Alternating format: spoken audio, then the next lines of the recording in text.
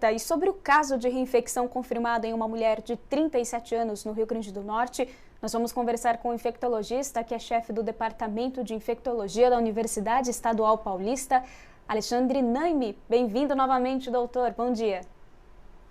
Bom dia, Lívia. Bom dia a todos os telespectadores e ouvintes da Jovem Pan. Bom, doutor, então vamos falar aí da notícia, né, que está repercutindo hoje. Meses atrás tivemos notícias pontuais de reinfecção pelo coronavírus em outros lugares do mundo. Só que desta vez é a primeira vez, portanto, que temos um caso confirmado no Brasil e confirmado, inclusive, por órgãos competentes do nosso país. Então, doutor, o que nós sabemos sobre essa reinfecção, como foram feitos os estudos e a investigação? Como você bem falou, Lívia, nós conversamos alguns meses atrás, em agosto, houve o primeiro relato mundial de um caso de reinfecção confirmada, que foi naquele paciente de Hong Kong. Então, como é que é feita essa confirmação de reinfecção? Você analisa o exame que detectou a presença do vírus da Covid-19 num primeiro episódio, e depois, numa segunda suspeita, você colhe de novo esse material e faz uma análise chamada sequenciamento filogenético. Esse nome complicado significa descobrir algumas diferenças no material genético do primeiro vírus em relação a um segundo episódio. Então, isso foi pela primeira vez descoberto num paciente de Hong Kong, e até hoje, até a data de ontem, nós não tínhamos casos confirmados no Brasil. Existiam várias suspeitas, já são 26 casos no mundo inteiro confirmados. E ontem foi realizada a primeira confirmação, uma médica de 37 anos, que trabalha tanto no Rio Grande do Norte quanto na Paraíba. Ela teve um primeiro episódio de síndrome gripal em junho e foi isolado o vírus causador da Covid-19, o SARS-CoV-2, inicialmente nessa época em junho, e agora em outubro um novo episódio de síndrome gripal. E nesse novo exame, foi isolado um vírus diferente do primeiro. Então, foi o primeiro caso confirmado laboratorialmente com análise filogenética de reinfecção pela Covid-19 no Brasil. Doutor, e no caso de uma reinfecção, dentro dos casos que nós conhecemos, qual que é a potência do vírus? Na segunda vez, o vírus pode apresentar maiores complicações ou depende de cada organismo? Essa é uma resposta que a ciência não tem ainda, Lívia, porque, como eu falei, são 26, agora 27 casos confirmados com essa da médica brasileira, então varia muito de caso a caso.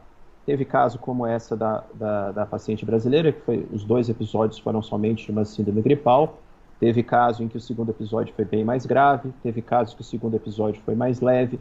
Por enquanto, não temos um padrão, não temos uma resposta comportamental que possa ser aplicada para a maioria das pessoas.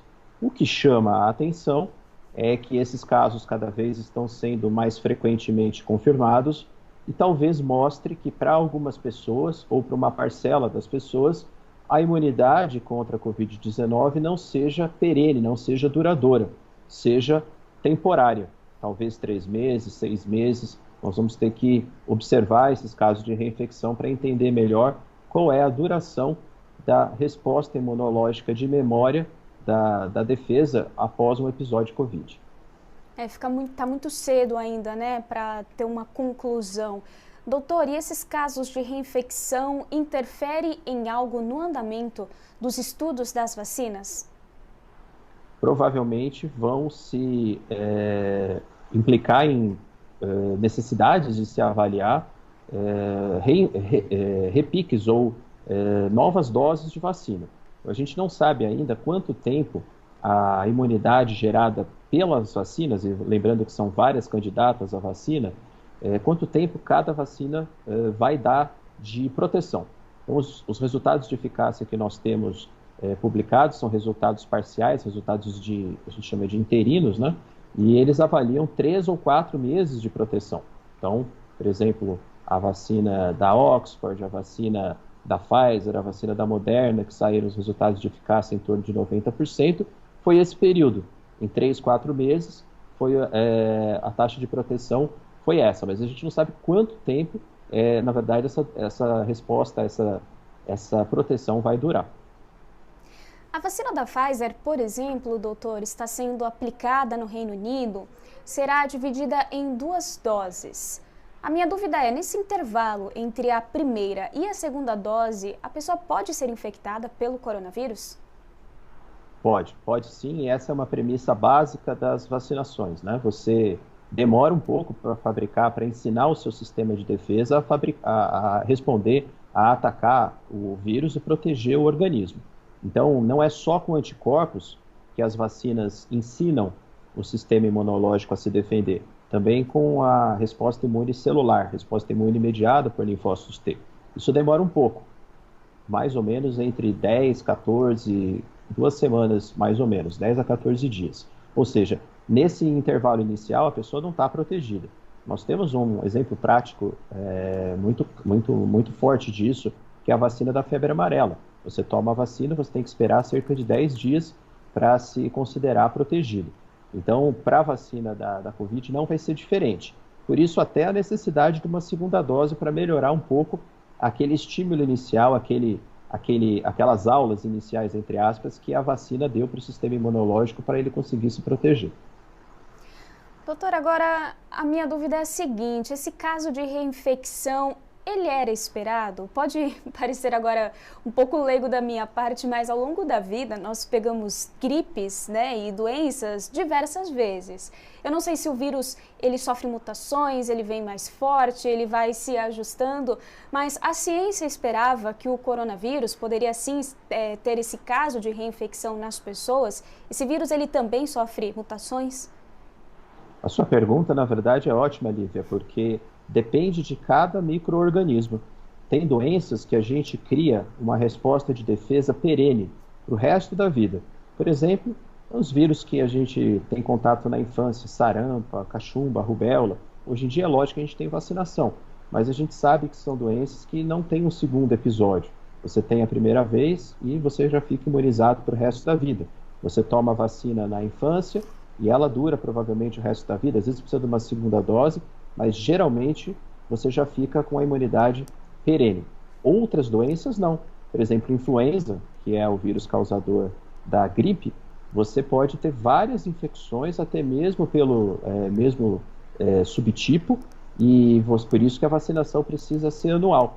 Então, tem doenças que geram um padrão de resposta imunológica perene para o resto da vida, e tem doenças que não. Você tem uma imunidade temporária, e por isso a vacinação, quando existe, ela também precisa ser recorrente. Mais um exemplo, tétano. As pessoas devem se imunizar contra o tétano a cada 10 anos, porque é esse o tempo em que o sistema imunológico consegue deixar os anticorpos prontos caso você entre em contato com a bactéria Clostridium tetani.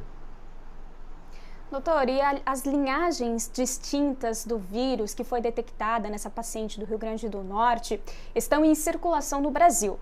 Com isso, reforçamos a necessidade de que a população mantenha as medidas preventivas contra a Covid-19. Por que eu pergunto isso? Porque já ouvi que, após a vacina, nós ainda teremos que continuar com essas medidas de segurança, por exemplo, o uso da máscara. Como que vai funcionar esse processo? Olha, Lívia, eu acho que o que esse caso de reinfecção, esse primeiro caso de reinfecção no Brasil traz de mensagem, na verdade são 2 mensagens. Primeiro, quem já teve Covid, infelizmente, não está protegido contra um segundo episódio. Já existem vários casos relatados, esse brasileiro, então, repito, é o 27º no mundo, e provavelmente isso vai se repetir com alguma frequência. Talvez não seja o padrão determinante, talvez a reinfecção aconteça mais longamente, não só depois de 3 meses, mas depois de mais algum tempo, mas chama a atenção que quem já teve Covid não necessariamente está protegido para o resto da vida e talvez isso seja só temporário. Segundo, quando nós tivermos a vacina vai ser um dos itens do pacote de proteção contra a Covid. Então guardem esse termo. Toda a estratégia de prevenção contra doenças infecciosas nunca é feito isoladamente com uma medida só. É um pacote de medidas. A vacina com certeza vai ser o item principal, porque ela vai fornecer, os estudos preliminares têm mostrado aí um alto índice de eficácia, em torno de 90%, mas o pacote, além da vacina, vai incluir manutenção do uso da máscara, higiene frequente das mãos e distanciamento social.